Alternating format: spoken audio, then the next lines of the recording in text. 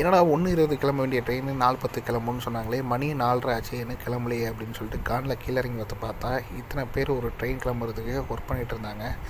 ஆமாங்க, cleaning process தான். அதனால தான் ட்ரெயின் 4:30 மணி ஆகியும் என்ன கிளம்பவே இல்லை. ஒரு ட்ரெயின் கிளம்புறதுக்கு முன்னாடி இத்தனை பேரோட ஹார்ட் ஒர்க் இருக்கா அப்படின்னு சொல்லி வேந்து பார்த்துட்டு இருந்தேன்.